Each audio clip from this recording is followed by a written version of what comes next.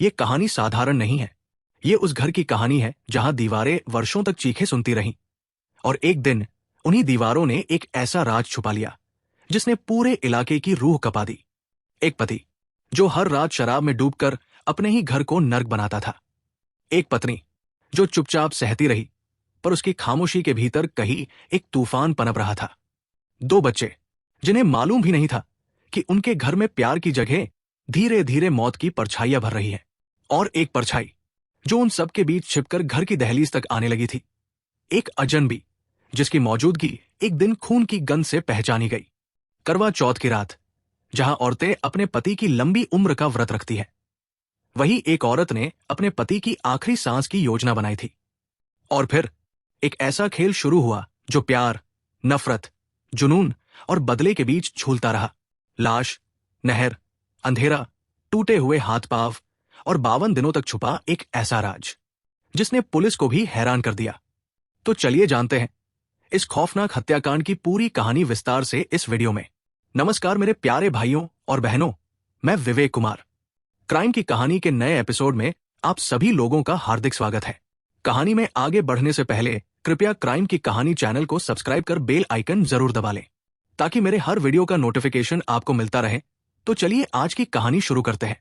ये कहानी है मध्य प्रदेश के दिल में बसे ग्वालियर जिले की, एक ऐसी सुबह की जिसने बेलगढ़ा थाने के दरवाजों पर दस्तक तो दी, लेकिन उसके भीतर बैठे इंस्पेक्टर के दिल पर भी भारी पड़ गई। 5 सितंबर 2021 की सुबह करीब 10 बजे थाने के बड़े से गेट को धक्का देकर एक महिला अंदर दौड़ी चली आई। उसकी आंखें लाल थी, आंसू रुक ही नहीं रहे थे। एक हाथ में उसने अपनी साल भर की बेटी को थाम रखा था, जबकि 5 साल का बेटा उसके पीछे पीछे सहमासा चल रहा था। थाने की भीड़ और खाकी वर्दियों के बीच वो सीधे इंस्पेक्टर की मेज तक पहुंची और फूट फूट कर रोते हुए बोल पड़ी, साहब, मेरे पति 4 सितंबर 2021 की रात 11 बजे से गायब है। कितनी बार फोन लगाया है पर फोन बंद है। रिश्तेदारों से पूछ लिया, पड़ोसियों से भी पूछ लिया, किसी को कुछ पता नहीं। साहब, इससे पहले कि उनके साथ कुछ बुरा हो जाए, बस आप मेरे पति को तलाश दीजिए। मैं इन बच्चों की परवरिश कैसे करूंगी? उसकी आवाज थाने की दीवारों पर गूंज उठी। निरीह मां की बेबसी सुनकर इंस्पेक्टर के चेहरे की कठोरता भी थोड़ी पिघल गई। वे कुर्सी से उठकर उसके पास आए, पानी का गिलास दिया और उसे बैठाया। नाम क्या है आपके पति का? उन्होंने नरम आवाज में पूछा। परीक्षित तोमर, उम्र लगभग 30 साल। इंस्पेक्टर ने तुरंत रिपोर्ट लिखवाना शुरू किया। महिला बीच बीच में सुबकती, बच्चों को थामती और अपनी बात दोहराती जाती। कागज पर हर शब्द उसकी पीड़ा जैसा ही भारी था। रिपोर्ट पूरी होते ही इंस्पेक्टर ने परीक्षित तोमर की गुमशुदगी दर्ज कर ली और कागज बंद करते हुए आश्वासन दिया, हम तलाश शुरू करवाते हैं, चिंता मत कीजिए। पर थाने से बाहर जाती उस महिला ने आखिरी बार मुड़कर देखा, एक उम्मीद, एक डर और एक अनकही दुआ के साथ। उसे क्या पता था कि उसके भरोसे की डोर कितनी मजबूत है या कितनी कमजोर। और सच तो ये था, मगर पुलिस को जितनी ईमानदारी से काम करना हुआ था, पुलिस उतनी ईमानदारी से काम नहीं करती है। बेलगढ़ा थाना, जहां उम्मीदें आती भी हैं और टूटती भी, वहीं पर परीक्षित तोमर की गुमशुदगी की कहानी हर बीतते दिन के साथ और भी गहरी होती जा रही थी। गुमशुदगी के 1 हफ्ते बीत चुके थे। थाने का वही दरवाजा फिर चरमराया। वही महिला, वही आंसू, वही कांपते कदम। अपने दोनों बच्चों को साथ लिए वो फिर इंस्पेक्टर के सामने खड़ी थी। साहब, अब 1 हफ्ता हो गया है, कोई खबर नहीं, कोई संदेश नहीं। मैं क्या करूं? मैं अपने पति के बिना कैसे जीऊं? मेरी कुछ मदद कर दीजिए। उसकी आवाज में अब पहले वाली दहशत से अधिक एक थकान और टूटा हुआ विश्वास था। मगर इस बार भी पुलिस की फाइलें बस एक दूसरे के ऊपर रखकर फिर शांत हो गई। मामला गंभीर था, पर गंभीरता कही और सोती रह गई। फिर 1 और हफ्ता गुजर गया। कुल 15 दिन हो चुके थे, पर परीक्षित जैसे हवा में घुल चुका था। महिला तीसरी बार थाने पहुंची। इस बार उसके आंसू नहीं, बल्कि उसके चुप हो चुके चेहरे में दर्द भरकर बोल रहा था। बच्चे अब उतने रो नहीं रहे थे। शायद उन्हें समझ आने लगा था कि पापा शायद वापस ना आए। थाने पर कोई नई खबर नहीं थी, कोई सुराग नहीं, कोई अपडेट नहीं। लेकिन फिर 20वें दिन एक खबर आई, ऐसी खबर जिसने पूरे मामले को हिला कर रख दिया। उसे बताया गया कि जिस दिन उसने गुमशुदगी की रिपोर्ट लिखवाई थी, ठीक उसी दिन चिनोर थाना क्षेत्र की पुरानी नहर में एक लाश मिली थी। वो लाश किसी और की नहीं, परीक्षित तोमर की थी। ये जानकर उसके पैरों तले जमीन खिसक गई। सबसे हैरान करने वाली बात यह थी कि दोनों थाने अलग अलग क्षेत्रों के थे, पर ग्वालियर पुलिस के बीच थोड़ी सी कोशिश, एक कॉल, एक समन्वय, एक सूचना आदान प्रदान, इन सब में से कोई भी हो जाता तो शायद ये सच 15 दिन पहले ही उसके सामने आ जाता। बेलगढ़ा पुलिस ने न तो आसपास के थानों से संपर्क किया, न ही ये पता करने की कोशिश की कि कहीं किसी अनजान शव की खबर तो नहीं मिली। और दूसरी ओर चिनोर थाना पुलिस ने परीक्षित की डेड बॉडी को उसी नहर से निकालकर पोस्टमार्टम के लिए भेज दिया था, बिना ये जाने कि बेलगढ़ा में उसकी पत्नी पागलों की तरह उसे ढूंढ रही है। कहानी अब एक नए मोड़ पर आ चुकी थी। सवाल अब एक था, परीक्षित उस नहर तक पहुंचा कैसे? यह हादसा था, हादसा बनाकर दिखाया गया, या कहानी में कोई और किरदार भी छिपा था? और सबसे बड़ा सच, अब यह मामला चिनोर थाना क्षेत्र का था और वही पुलिस अपने हाथ में उस लाश की अंतिम कहानी थामे खड़ी थी। परीक्षित तोमर का शव नहर से मिलने के बाद उसे पोस्टमार्टम के लिए भेजा गया और जब रिपोर्ट आई तो उसने पूरे मामले को पूरी तरह पलट कर रख दिया। रिपोर्ट में साफ लिखा था, परीक्षित की मौत डूबने से नहीं हुई थी, उसकी गला घोंटकर हत्या की गई थी। इतना ही नहीं, हत्या के बाद उसके शरीर को कई हिस्सों में तोड़ा गया था। यह पढ़कर इंस्पेक्टर के चेहरे से तमाम रंग उड़ गए। यह कोई हादसा नहीं, बल्कि एक सुनियोजित हत्या थी। लेकिन सवाल वही था, किसने, क्यों, किस वजह से? इसी दौरान बेलगढ़ा थाने से गुमशुदगी दर्ज करवाने वाली वही महिला बसंती की पुष्टि के बाद दोनों थानों के बीच बातचीत बढ़ी। अब चिनोर थाना और बेलगढ़ा थाना दोनों पुलिस टीमें मिलकर इस पहेली को सुलझाने में जुट गई। लेकिन पहेलियां जैसे पहेलियां ही बनी रहीं। एक महीना गुजर गया, फिर 30 दिन, फिर 40 दिन, और फिर भी न कोई सुराग, न कोई गवाह, न कोई संदिग्ध। बसंती हर रोज अपने घर के दरवाजे को ऐसे देखती जैसे अब भी परीक्षित लौट आएगा।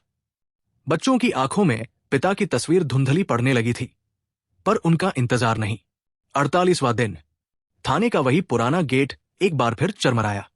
बसंती तोमर अंदर आई, उसकी गोद में बेटी और हाथ पकड़े बेटा। उसके कदमों में अब कमजोरी थी और आंखों में एक अनदेखा खालीपन।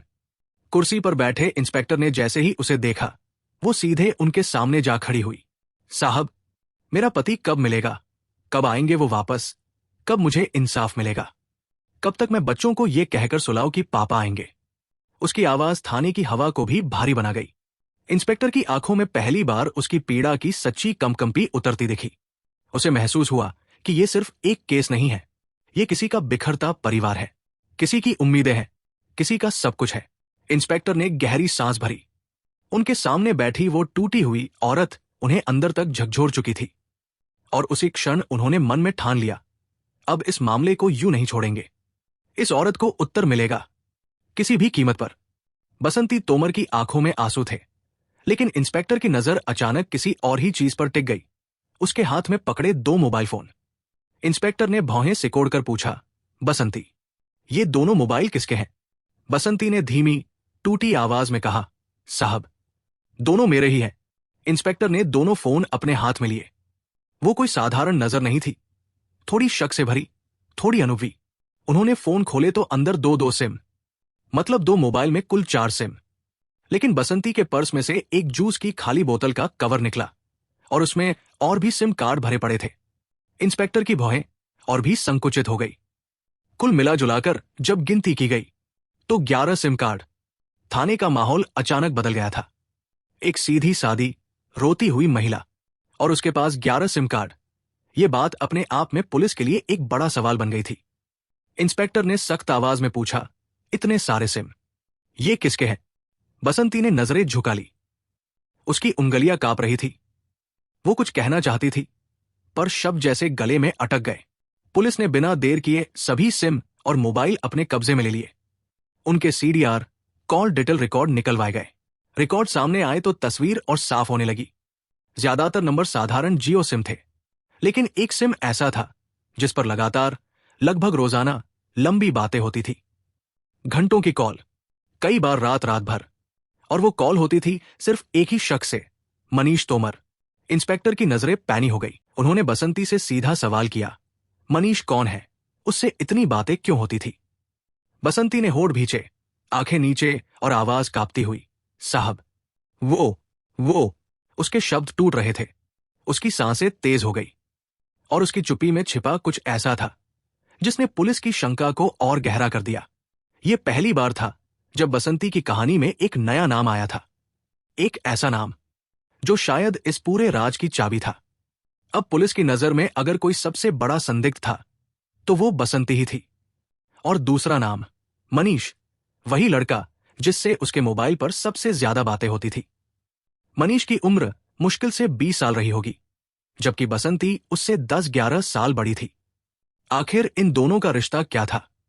यह सवाल पुलिस के कमरे में हवा की तरह तैरता रहा, जिसका जवाब सिर्फ मनीष ही दे सकता था। पुलिस ने मनीष को हिरासत में लिया, उसके मोबाइल की लोकेशन, कॉल रिकॉर्ड, चैट, सब कुछ खंगाला। और तभी एक और नाम सामने आया, रविंद्र कुमार।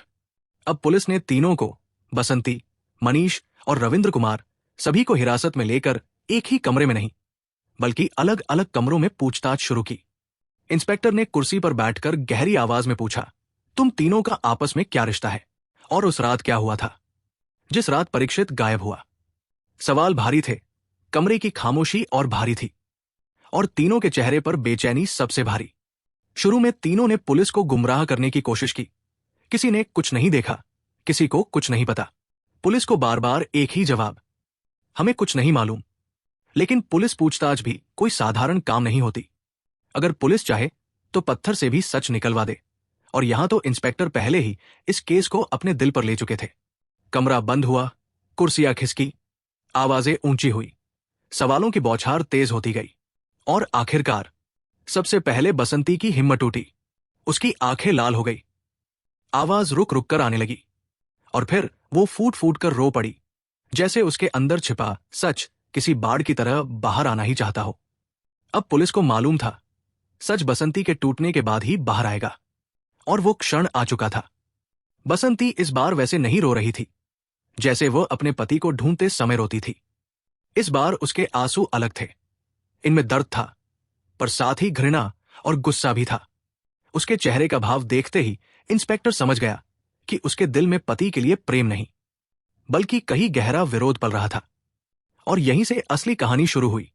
बसंती ने टूटती हुई आवाज में कहा, साहब, मेरा पति हर रोज शराब पीता था, नशे में धुत होकर घर आता था, और फिर मुझ पर हाथ उठाता था। कभी बाल पकड़कर घसीटता, कभी लात घूंसे मारता। मैं उसकी मार खा खाकर थक चुकी थी।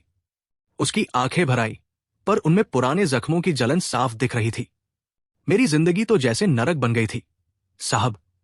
कई बार सोचा खुद को ही खत्म कर दूं, लेकिन गलती मेरी थी ही नहीं, तो क्यों मरती मैं? जाना तो उसे चाहिए था जिसने मेरी जिंदगी बर्बाद कर दी थी। उसकी आंखें अब आंसुओं से नहीं, क्रोध से चमक रही थी। और फिर उसने बताया कि उसने एक प्लानिंग की थी, एक ऐसा प्लान जिससे वो अपने इस नरक से हमेशा के लिए आजाद हो जाए। उसने बताया, साहब, करवा चौथ आने वाला था। हर साल मैं उसके लिए व्रत रखती थी, लेकिन इस बार नहीं।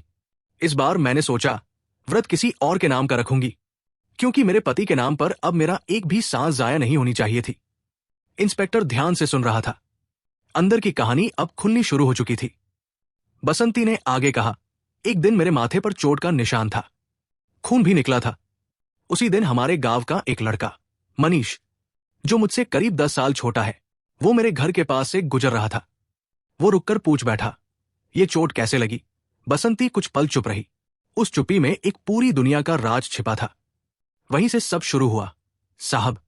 उसकी आवाज धीमी पड़ गई, मानो आगे के शब्द उसके अंदर लंबे समय से कैद थे और अब बाहर आने ही वाले थे। बसंती ने गहरी सांस ली और अपनी पूरी सच्चाई उघाड़ते हुए बोली, साहब, वो दिन मेरी जिंदगी का सबसे अजीब दिन था। मुझे सालों से किसी ने प्यार से देखा तक नहीं था, और उस दिन मनीष ने मेरे माथे की चोट देखकर इतने नरम लहजे में पूछा, आपको क्या हुआ? इतने प्यार से, इतनी चिंता से। कई साल हो गए थे किसी ने मुझसे इस तरह की आवाज में बात तक नहीं की थी। बसंती की आंखें भर उठी, पर इस बार आंसू प्यार के नहीं, अपनी टूटन के थे। उसका बोलने का तरीका, उसकी मायूसी, मुझे लगा यही मेरा हमदर्द है। और धीरे धीरे हमदर्दी दोस्ती बनी, दोस्ती प्यार में बदल गई, और फिर वही प्यार लिव इन रिलेशनशिप में बदल गया। इंस्पेक्टर चौकन्ना होकर सुनता रहा। जब जब परीक्षित घर से बाहर होता था, मनीष घर के अंदर होता था। हम दोनों साथ रहने लगे थे साहब, और वहीं से मेरा मन पक्का हो गया था कि करवा चौथ का व्रत पति के लिए नहीं बल्कि प्रेमी के लिए रखूंगी। ये बात कहते समय बसंती की आंखों में एक ठंडी कठोरता थी। फिर वो बोली, 4 सितंबर की रात। जैसे ही रात गहरी हुई, मैं अपने दोनों बच्चों को एक मोबाइल देकर बोली, बच्चों, तुम कमरे में जाकर गेम खेलो, फिल्म देखो, जो चाहो करो। मैंने उन्हें वहां भेज दिया ताकि वे कुछ न देखें, कुछ न सुने। बसंती का गला सूखने लगा, पर उसने बोलना जारी रखा। तभी अचानक परीक्षित घर आ गया। वो हमेशा की तरह नशे में धुत था। लड़खड़ाता हुआ कमरे में घुसा और बिस्तर पर ढह गया। उधर मनीष पहले से ही कमरे के अंदर छुपा बैठा था। हमने सब पहले से प्लान कर रखा था। इंस्पेक्टर ने कलम रोकी। कमरे की हवा जैसे थम गई। बसंती की आवाज भारी हो गई। मैं उसके सीने पर चढ़ गई और दोनों हाथों से उसका गला दबाना शुरू कर दिया। वो छटपटा रहा था, पर नशे में होने की वजह से उसकी ताकत आधी रह गई थी। उधर मनीष ने उसके हाथ पैर कसकर पकड़ लिए ताकि वो बच न सके, कोई आवाज न निकाल सके। कमरा खामोश हो गया। बसंती की आवाज टूटते हुए निकली। वो बचने की कोशिश कर रहा था, पर बेकार। उसकी सांसें फूलने लगी और कुछ ही मिनट बाद उसने दम तोड़ दिया। बसंती अपने किए अपराध का बोझ अंदर ही अंदर संभाल रही थी। तभी अचानक बच्चे कमरे में आ गए। मनीष भागकर पिछवाड़े से निकल चुका था, लेकिन बच्चों का आ जाना बसंती की सांसें रोक गया। बच्चों ने अपने पिता को बेड पर फैला देखा, बिल्कुल शांत, बिल्कुल निष्प्राण। उनकी छोटी छोटी आंखों में चिंता साफ थी। बसंती के चेहरे पर डर की एक लहर दौड़ गई। अब क्या कहें, कैसे संभाले? उसने तुरंत परीक्षित के शरीर को ठीक से बिस्तर पर लिटाया, उसके चेहरे पर चादर का हल्का सा कोना छोड़ा और बच्चों से बोली, बच्चों, तुम्हारे पापा बीमार हैं, उन्हें परेशान मत करना, उन्हें आराम करने दो। बच्चों ने मासूमियत से नजरें झुकाई और धीरे से सिर हिलाया। उन्हें क्या पता था कि बीमार शब्द का असली मतलब क्या था। रात बीतती गई और बसंती उसी शरीर के पास लेटी रही जैसे रोज अपने पति के साथ सोती थी। उधर बच्चे भी उसी कमरे में, उसी बिस्तर की बगल में सोए रहे। यह रात उसकी जिंदगी की सबसे भारी रात थी। सुबह हुई। बसंती ने बच्चों को तैयार किया, उन्हें स्कूल भेजा। बच्चे चले गए और वो घर में अकेली रह गई अपने मृत पति के साथ। पूरा दिन निकल गया, पर उसे मौका नहीं मिला कि वो लाश को ठिकाने लगा सके। हर और डर, आवाज, आहट, सब उसे असहज कर रहे थे। और फिर जो हुआ वो सुनकर इंस्पेक्टर तक सन्न रह गए। बसंती ने रोते हुए कहा, साहब, मैं पूरे दिन उसके पास बैठी रही, बार बार उसे हिलाती, झिंझोड़ती रही और पूछती रही, तुम मुझे क्यों मारते थे? जीते जी तो मैं ये सवाल पूछ नहीं पाई, पर मरने के बाद मैंने उससे 12 घंटे से ज्यादा बात की। इंस्पेक्टर की रीढ़ में सिहरन दौड़ गई। एक मृत शरीर से 12 घंटे की बातचीत, ये सिर्फ गुस्से का नहीं, बल्कि टूटे हुए मन का वो अंधेरा था जो अब तक किसी ने नहीं देखा था। बसंती बोली, मरा हुआ इंसान कुछ नहीं बोल सकता, पर मैं बोलती रही, पूछती रही, साहब, मेरे अंदर कितना गुस्सा था उससे। शाम हो गई, अंधेरा घिरने लगा और उसी अंधेरे में 5 सितंबर की रात को ठीक 11 बजे मनीष वापस आया। लेकिन इस बार वो अकेला नहीं था, उसके साथ उसका दोस्त आया जिसका नाम था रविंद्र। अब घर में 3 लोग थे, बसंती, मनीष और रविंद्र। तीनों के सामने बिस्तर पर पड़ा हुआ परीक्षित का निर्जीव शरीर और उसे ठिकाने लगाने की डरावनी योजना। बसंती ने धीमी आवाज में कहा, आज ही इसे घर से बाहर निकालना होगा, वरना बचेंगे नहीं। मनीष और रविंद्र दोनों ने सिर हिलाया। उनके चेहरों पर डर भी था और जल्द से जल्द इसे खत्म कर देने की बेचैनी भी। रात के 11 बजे मनीष अपनी बाइक लेकर घर के पीछे से अंदर आया। तीनों ने दरवाजे खिड़कियां बंद की, पर्दे गिराए और लाश को उठाने लगे। लेकिन जैसे ही उन्होंने परीक्षित को उठाने की कोशिश की, एक नया डर उनके गले में अटक गया। शरीर बिल्कुल अकड़ चुका था, सारी मांसपेशियां जाम होकर लोहे की तरह कड़ी हो गई थी। वही स्थिति, वही पोजीशन जिसमें बसंती ने उसे बिस्तर पर छोड़ा था। बसंती ने हकलाती आवाज में कहा, अकड़ी हुई लाश 8 घंटे बाद यूं ही जम जाती है। जब तक इसे तोड़ा ना जाए, इसकी पोजीशन बदलेगी नहीं। उन तीनों ने एक दूसरे की आंखों में देखा। डर, झिझक, घिन सब मौजूद था, लेकिन अब वापस लौटने का रास्ता भी नहीं था। और फिर उस कमरे में हुई वह चीज जो किसी भी आम इंसान के दिल हिला दे। उन्होंने परीक्षित के हाथ पैर एक एक करके तोड़ने शुरू कर दिए। लाश की हड्डियां चटकती थी और हर चटकन पर कमरे की हवा और भारी हो जाती। बसंती का चेहरा कठोर था, आंखों में कोई डर नहीं। मनीष और रविंद्र के हाथ कांप रहे थे, लेकिन उन्होंने हड्डियां तब तक मोड़ी जब तक शरीर बाइक पर बिठाया जा सके। आखिरकार उन्होंने परीक्षित को बाइक पर ऐसे बिठाया जैसे कोई जिंदा आदमी पीछे बैठा हो। मनीष बाइक चलाने लगा। पीछे रविंद्र ने लाश को अपनी बाहों में कसकर पकड़ा हुआ था ताकि वो गिर न जाए। उस रात ग्वालियर की सड़कों पर एक बाइक चल रही थी, बिल्कुल आम बाइक की तरह। बस फर्क इतना था कि पीछे बैठा आदमी जिंदा नहीं था। वे बैलगढ़ा से निकलकर चिनोर थाना क्षेत्र की तरफ बढ़े, जहां पुरानी नहर तक पहुंचने के लिए लगभग 4 किलोमीटर का रास्ता था। लेकिन वहां पहुंचना इतना आसान नहीं था। नहर तक पहुंचने का रास्ता जितना डरावना था, उससे कहीं ज्यादा कठिन साबित हुआ लाश को वहां तक ले जाना। बाइक बार बार फिसलती थी। पीछे बैठा रविंद्र कई बार संभलते संभलते गिरा। हर बार लाश जमीन पर पटकी जाती, भारी, अकड़ी हुई, जैसे किसी पत्थर की हो। मगर तीनों की हिम्मत भी किसी लोहे जैसी थी। एक बार नहीं, 2 बार नहीं, कई कई बार बाइक गिरती रही, लेकिन इनका इरादा नहीं टूटा। उन्हें बस एक ही लक्ष्य दिख रहा था, किसी भी तरह आज इसे नहर में फेंकना है। आखिरकार वे नहर तक पहुंच गए। रात के अंधेरे में बहती पानी की आवाज, चांद की हल्की रोशनी और 3 लोगों के कांपते हाथ। उन्होंने लाश को घसीटा, नहर के किनारे तक ले गए और पूरी ताकत से पानी में धकेल दिया। परीक्षित का शरीर पानी में पड़ा पड़ा धीरे धीरे डूबने लगा। तीनों ने सोचा, अब काम खत्म, अब ये लाश दूर बह जाएगी। लेकिन किस्मत को शायद यही मंजूर नहीं था। नहर गहरी थी, लेकिन बहाव कम। लाश थोड़ी दूर जाकर ही एक मोड़ पर अटक गई, दूसरे थाना क्षेत्र की सीमा में। यानी अगर बेलगढ़ा पुलिस और चिनोर पुलिस शुरू से ही आपस में संपर्क कर लेती तो ये राज 52 दिनों तक छुपा ही नहीं रहता। पर कहते हैं, चाहे अपराध कितना भी परफेक्ट प्लान क्यों न लगे, क्राइम कभी पूरी तरह छुप नहीं सकता। और यही हुआ। 52 दिन बाद जब पानी का बहाव थोड़ा बदला, लाश दिखाई दे गई।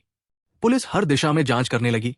कॉल रिकॉर्ड, लोकेशन, मोबाइल और सबसे बड़ा सुराग था बसंती के 11 सिम कार्ड। फिर एक एक कड़ी खुलती गई। बसंती का झूठ, उसका प्रेमी मनीष और उनका साथी रविंद्र। अंततः पुलिस ने तीनों को गिरफ्तार कर लिया। एक पति जिसने पत्नी को सालों तक पीटा, अब अपने ही घर के अंदर उसकी पत्नी और उसके प्रेमी द्वारा खत्म कर दिया गया। बसंती, मनीष और रविंद्र तीनों को जेल भेज दिया गया। कहानी यही खत्म नहीं होती। ये साबित करती है कि सच चाहे जितना देर से सामने आए, आता जरूर है। आज की कहानी बस यही तक। अब बारी कमेंट पढ़ने की है। ममता सिन्हा मैम ने कमेंट किया है, लोग भीड़ में सेफ नहीं है, सन्नाटे में क्या ही कहा जाए, वहां तो बहाना रहता है। मैम सही कहा आपने। आजकल हालात ऐसे हो गए हैं कि न भीड़ भरोसे की रही, न सन्नाटा सुरक्षित। इंसान को ही अब खुद अपना ध्यान रखना पड़ता है। मैम आपके सपोर्ट और प्यार के लिए दिल से धन्यवाद। मीरा राय मैम ने कमेंट किया है, मैम आपके सपोर्ट और प्यार के लिए दिल से धन्यवाद। श्रेया वसानी जी ने कमेंट किया है, good afternoon sir. Good afternoon Shreya ji, आपके सपोर्ट और प्यार के लिए दिल से धन्यवाद। रीता छेत्री मैम ने कमेंट किया है, अपनी झूठी शान और समाज में इज्जत के लिए अपनी बेटी के पति की हत्या कर दी, कैसा दरिंदा बाप। मैम सच में सिर्फ झूठी इज्जत के नाम पर इतनी बड़ी हैवानियत करना अक्षम्य है। ऐसी सोच ही समाज को पीछे ले जाती है। बेटी की खुशियों से बढ़कर कोई इज्जत नहीं हो सकती। मैम आपके सपोर्ट और प्यार के लिए दिल से धन्यवाद। संजना मुखर्जी मैम ने कमेंट किया है, पलवी एम्बिशियस थी, इसलिए वो अपनी स्टैंडर्ड्स रेज करने के लिए पॉलिटिक्स ज्वाइन करना चाहती थी और इसके लिए वो कुछ भी कर सकती थी। Ma'am ambition is good, but I hope she makes the right choices and doesn't compromise her values along the way. Ma'am आपके सपोर्ट और प्यार के लिए दिल से धन्यवाद। रोशनी मेहरा जी ने कमेंट किया है, हेलो विवेक भाई, good afternoon. Good afternoon sister, आपके सपोर्ट के लिए दिल से धन्यवाद। माला कुमारी राय जी ने कमेंट किया है, एक और अवैध संबंध और उसमें हत्या, पता नहीं लोगों को क्या हो गया है, ऐसे संबंध बनाने से पहले एक बार भी नहीं सोचते। मैम सच में आजकल ऐसे मामले बहुत बढ़ रहे हैं। लोग एक पल की भावनाओं में इतना बड़ा फैसला ले लेते हैं कि न रिश्तों की कद्र रहती है, न इंसानियत की। समझदारी और जिम्मेदारी दोनों ही जरूरी है, नहीं तो नतीजे बहुत भयानक हो जाते हैं। मैम आपके सपोर्ट के लिए दिल से धन्यवाद। जमुना अटलूरी जी ने कमेंट किया है, हत्या करना किसी भी समस्या का समाधान नहीं है। जमुना अटलूरी फ्रॉम मुंबई, सर ये बात बिल्कुल सही है। हिंसा या हत्या किसी भी समस्या का हल नहीं हो सकती। समस्याओं का समाधान हमेशा संवाद, समझ और शांतिपूर्ण तरीकों से ही संभव होता है। सर आपके सपोर्ट और प्यार के लिए दिल से धन्यवाद। नाहिद खान जी ने कमेंट किया है, hi Vivek, it's beyond comprehension why humans have become so selfish, so greedy and so oblivious. It's truly strange indeed. Ma'am, I understand what you're saying. It does feel like people are becoming more self-centered and disconnected. But I also believe there are still many who choose kindness and empathy every day. We just don't always see them as clearly. Hopefully, with more awareness and honest conversations like this, things can change for the better. Ma'am, thank you very much for your support. Smital जी ने comment किया है, ma'am आपके support और प्यार के लिए दिल से धन्यवाद। प्रीति कुमारी जी ने कमेंट किया है, हेलो सर, मैं आपसे नाराज हूं। मैं भी कमेंट करती हूं, लेकिन आप मेरा नाम नहीं लेते। मैम माफ कीजिए, मैं आपको जानबूझकर इग्नोर नहीं कर रहा था। आपकी कमेंट्स मेरे लिए महत्वपूर्ण हैं। आगे से आपका नाम जरूर लूंगा। मैम आपके सपोर्ट और प्यार के लिए दिल से धन्यवाद। श्याम बहादुर गुप्ता सर ने कमेंट किया है, आवारा शराबी, जिस इंसान में बीवी की कमाई पर ऐश करने की आदत पड़ जाए, ऐसे व्यक्ति से विवाह करना मूर्खता ही है, जिसकी कीमत ऋतु को अपनी जान देकर चुकानी पड़ी। सर ये घटना बहुत दुखद है। किसी भी रिश्ते में हिंसा, शोषण या नशे की वजह से होने वाला अत्याचार अस्वीकार्य है। किसी महिला को अपनी जान देकर कीमत नहीं चुकानी चाहिए थी। ऐसे मामलों में समाज को अधिक जागरूक होने, मदद के लिए आगे आने और समय रहते हस्तक्षेप करने की आवश्यकता है। सर आपके सपोर्ट और प्यार के लिए दिल से धन्यवाद। रेणु देवी जी ने कमेंट किया है, नमस्ते विवेक भाई, मैं रेणु देवी। नमस्ते मैम, आपके सपोर्ट और प्यार के लिए दिल से धन्यवाद। राहुल जयकर जी ने कमेंट किया है, फर्स्ट लाइक, कमेंट, व्यू विवेक जी। सर आपके सपोर्ट और प्यार के लिए दिल से धन्यवाद। करिश्मा मौर्य जी ने कमेंट किया है, मैम आपके सपोर्ट और प्यार के लिए दिल से धन्यवाद। प्रतिमा मिश्रा जी ने कमेंट किया है, वो मासूम कहा थी, उसका किसी और से भी प्रेम प्रसंग था, वर्चुअल शादी भी कर रखी थी और एक अतिरिक्त अफेयर भी चल रहा था। वो एक ही समय में 3 पुरुषों के साथ जुड़ी हुई थी, इसलिए वो बिल्कुल भी मासूम नहीं थी। मैम अगर ऐसा सब एक साथ चल रहा था तो उसे मासूम कहना सही नहीं है। रिश्तों में ईमानदारी और पारदर्शिता बहुत जरूरी होती है, और जब कोई एक ही समय में कई लोगों को भ्रम में रखे तो उससे कई लोगों की भावनाएं आहत होती है। ऐसी स्थिति में मासूमियत का दावा बिल्कुल उचित नहीं लगता।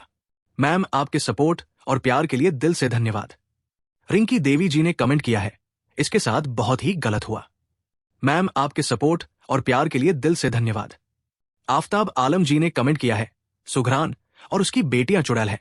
सर आपके सपोर्ट और प्यार के लिए दिल से धन्यवाद। समीर जी ने कमेंट किया है, सर आपके सपोर्ट और प्यार के लिए दिल से धन्यवाद।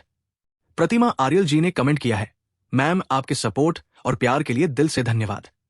राज बहादुर जी ने कमेंट किया है, देखने में तो कबाड़ दिखती है, सर आपके सपोर्ट और प्यार के लिए दिल से धन्यवाद। मुकेश शर्मा जी ने कमेंट किया है, दोनों ही मूर्ख थे।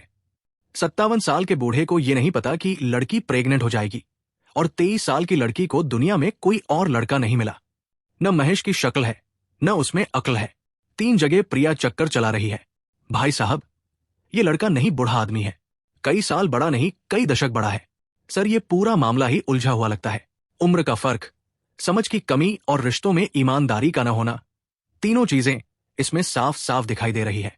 किसी एक को दोष देने से ज्यादा जरूरी है ये मानना कि दोनों ने ही गलत फैसले लिए और उसकी कीमत भुगतनी पड़ रही है। रिश्ते तभी टिकते हैं जब समझ, सम्मान और जिम्मेदारी हो, वरना न उम्र काम आती है न चालाकी। सर आपके सपोर्ट और प्यार के लिए दिल से धन्यवाद। लर्निंग डिटेल्स के नाम के आईडी से कमेंट आया है, everyone is villain here. Girl really tried hard to get rid of this, but she unintentionally became villain. It's a messy situation, honestly. No one comes out innocent. She tried her best, but things spiraled in a way she never intended. आपके support और प्यार के लिए दिल से धन्यवाद।